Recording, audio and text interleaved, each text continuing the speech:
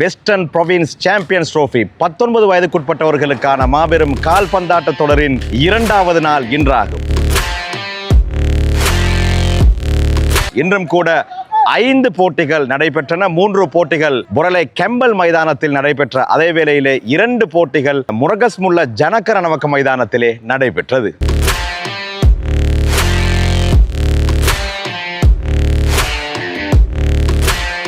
மாலிகாவத்த youth கழகம் மிஃப்லால் மௌலவியின் தலைமையில் ஏற்பாடு செய்த 19 வயதுக்குட்பட்டவர்களுக்கான வெஸ்டர்ன் ப்ரொவின்ஸ் சாம்பியன்ஸ் ட்ரோஃபி கால்பந்தாட்ட தொடரின் 5 போட்டிகள் நேற்று நடைபெற்றன. அதன் அடிப்படையில் இந்த தொடரின் 5வது போட்டியில் 11 லயன்ஸ், கலாம்பு யூத் ஆகிய அணிகள் பல பரீட்சை நடாத்தின. முதல் பாதியில் இரு அணிகளும் கோல் போடவில்லை. விறுவிறுப்பான 2வது பாதியில் இரு அணிகளும் கோல் போடுவதற்காக கடுமையான முயற்சிகளில் ஈடுபட்ட போதிலும் இரு அணிகளுக்கும் கோல் போடும் வாய்ப்பு 2வது பாதியிலும் கிடைக்கவில்லை. எனவே இந்த போட்டி டிராவில் நிறைவடைந்தது.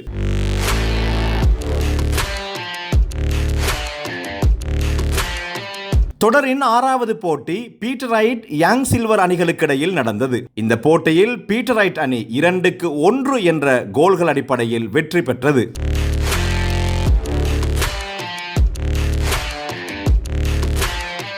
7வது போட்டியில் Cooray sports club, Wanathamulla sports club ஆகிய அணிகள் பல பரீட்சை நடாத்தின. இந்த போட்டியில் முழு ஆதிக்கமும் வனாத்தமுல்ல அணியிடம் இருந்ததை அவதானிக்க முடிந்தது. நிறைவில் வனாத்தமுல்ல அணி 2-0 என வெற்றி பெற்றது.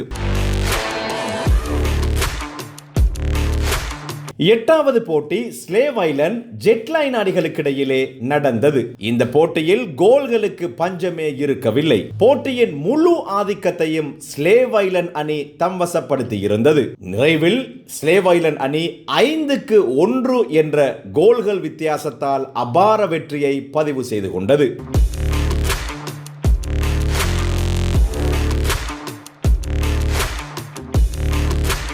9வது போட்டியிலே தர்கா டவுன் மற்றும் விக்டரி அணிகள் பல பரீட்சை நடாத்தின. ஏற்கனவே தாம் விளையாடிய முதல் போட்டியில் பெற்ற வெற்றியின் உற்சாகத்தோடு களமிறங்கிய தர்கா டவுன் அணி சிறப்பான ஆட்டத்தை வெளிப்படுத்தி இருந்தது. முதல் பாதியிலும் 2வது பாதியிலும் சிறப்பான ஆட்டத்தை வெளிப்படுத்திய தர்கா டவுன் அணி நிறைவில் 2-1 என்ற கோல்கள் அடிப்படையிலே வெற்றி பெற்றது.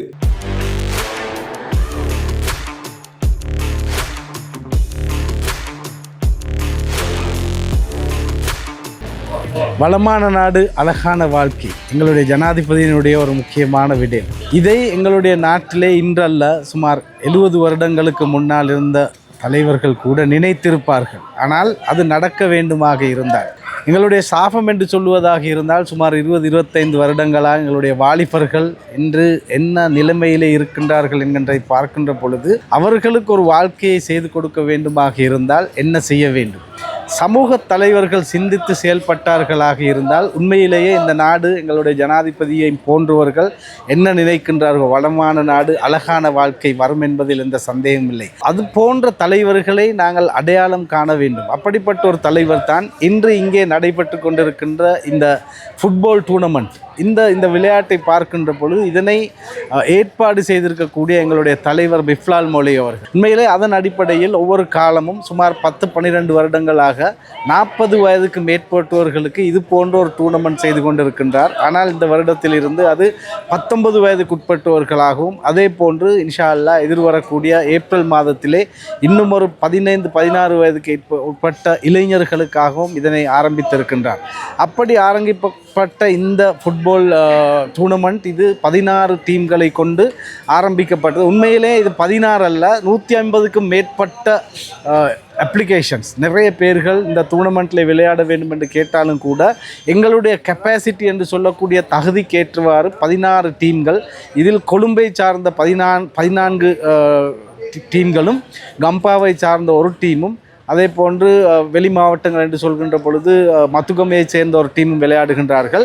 ஏன் அவர்களுக்கு ஒரு டீம் கொடுக்கப்பட்டது என்று சொன்னால், உண்மையிலேயே அந்த 150-200 டீம்கள் செய்கின்ற பொழுது இதற்கான பெரிய ஒரு செலவீனம் இருக்கின்றது. இதனை யாரும் முன்வந்து உதவி செய்வதற்குரிய ஆட்கள் இல்லாவிட்டாலும் கூட தன்னுடைய தனி முயற்சியின் காரணமாக அவரோடு சேர்ந்து இஷாமை போன்றவர்கள் இதனை மாளிகாவத்து யூத் என்கின்ற அமைப்பின் மூலமாக அழகாக ஏற்பாடு செய்து இன்று நான் நினைக்கின்றேன் 10 மேட்ச்களுக்கு கூட நடைபெற்றது. இன்று அதாவது 5ஆம் தேதி போயாத்திடத்திலும் 5 மேட்ச்கள் நடைபெறுகின்றன. 2 இடங்களிலே கெம்பல் பார்க்கில் 3ம் அதே போன்று எங்களுடைய மற்ற இடத்திலே ஒரு 5 மேட்ச்கள் நடைபெற்றது. இதன் மூலம் என்ன எதிர்பார்க்கின்றோம் என்று சொன்னால், இளைஞர்கள் யுவதிகள் அவர்களுடைய வாழ்க்கை போதைப் பொருளை விட்டும் அவர்களை பாதுகாத்து கொடுத்தாலே இந்த நாடு முன்னேறும் என்பதில் எந்த சந்தேகம் இல்லை. அதற்காகத்தான் இது போன்ற விடயங்களை செய்ய வேண்டும். ஆகவே அன்பார்ந்த சகோதரர்களே, இது போன்ற விடயங்களுக்கு நீங்களும் முன்வந்து உங்களுடைய ஊர்களை, உங்களுடைய மகளாக்களை, இந்த நாட்டை பிரதிநிதித்துவப்படுத்தக்கூடியவர்கள், இந்த நாட்டுக்கு இரக்கமுள்ளவர்கள், பிள்ளைகளுக்கு இரக்கமுள்ளவர்கள், எதிர்கால சந்ததியினருக்கு இரக்கமுள்ளவர்கள் முன்வந்து இது போன்ற விடயங்களை நீங்களும் நடத்தி எங்களுடைய எதிர்கால சந்ததியினர்களை பாதுகாக்குமாறு அன்பாக கேட்டுக்கொள்கின்றோம். ஆகவே அன்பார்ந்த சகோதரர்களே, இது போன்ற விடயங்களை இன்ஷா அல்லாஹ் எதிர்வரக்கூடிய காலத்திலே எங்களுடைய ஜனாதிபதியை போன்று நாங்களும் ஒரு வளமான நாட்டை, அழகான வாழ்க்கையை உருவாக்குவதற்கு, இளைஞர்கள் யுவதிகளுக்கு ஒரு நல்ல வாழ்க்கையை ஏற்படுத்தி கொடுப்பதற்கு, அது மாத்திரமல்ல எங்களுடைய நாட்டை ஒரு வளமான நாடாக ஆக்குவதற்கு எங்களுடைய பங்களிப்பையும் கொடுத்து ஒரு நல்ல விடயங்களை செய்யுமாறு அன்பாக கேட்டுக்கொள்கின்றோம். வணக்கம். ஆய்புவான். அஸ்ஸலாமு அலைக்கும். வீடியோக்களை மிஸ் பண்ணாமல் பார்க்க இன்றே ஷார்ட் நியூஸ் யூடியூப் சேனலை சப்ஸ்கிரைப் பண்ணுங்கள்.